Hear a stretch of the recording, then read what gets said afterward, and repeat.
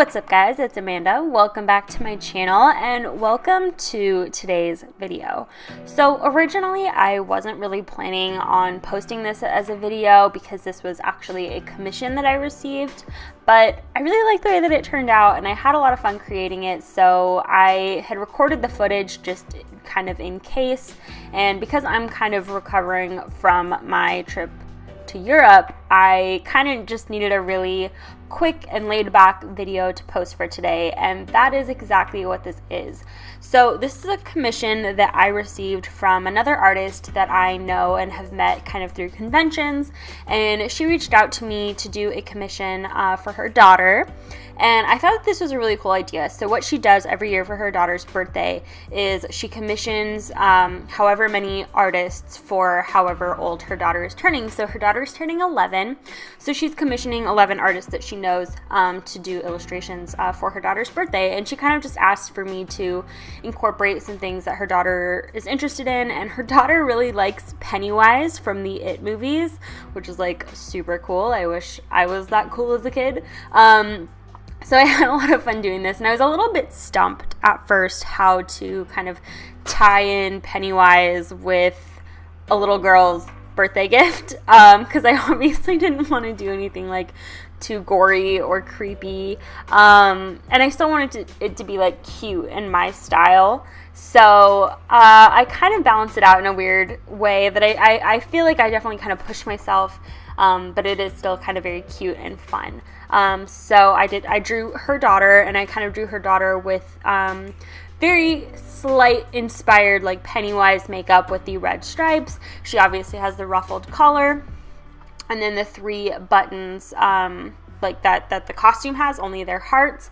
And then behind her I have these kind of red balloons, and the balloons were a really fun challenge to color. I'll talk a little bit more about that when I get there, but it was a very kind of simple and straightforward piece, but I liked the composition and I liked kind of these limited colors, so I tried to incorporate as many reds and kind of red like colors in the piece. So I used kind of like warmer redder browns. I used like more red when I shaded the skin.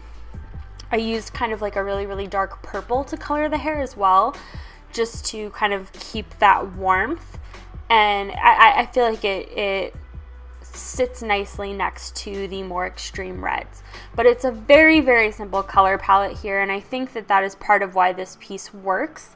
And I also kind of want to address not issues, but just questions that you may have around commissions in general. I kind of go back and forth on this. I do commissions, but I don't. I do them pretty rarely, and mostly for people that I know or have interacted with in some way.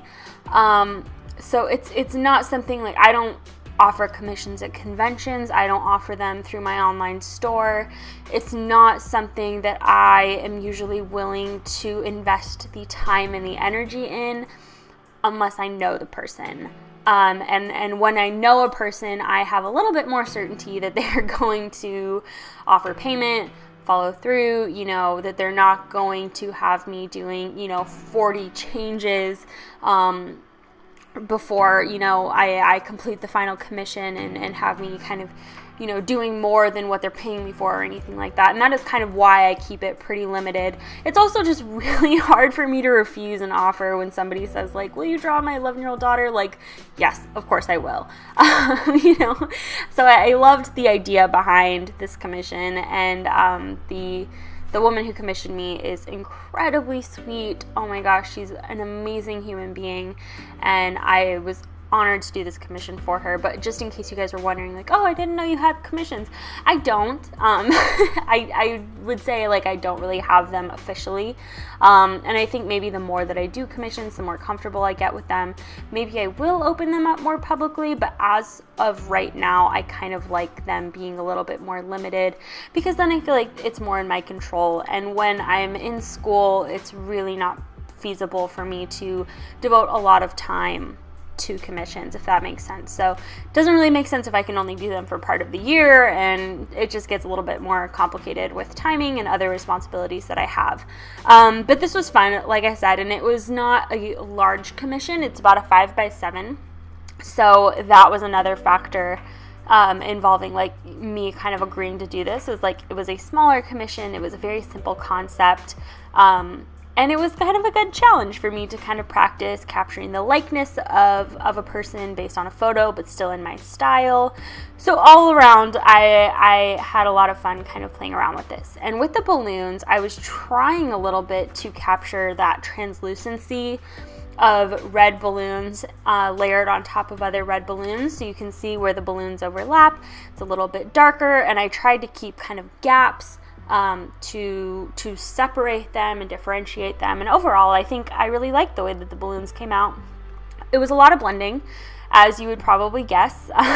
Most of my marker work involves a lot of blending, and some of it is unnecessary, but with something like this, I feel like the blending is definitely an important factor because you want to layer it and you want that translucency, and you are creating a pretty significant gradient in a very small space, so that layering really helps with that. And I love the color red.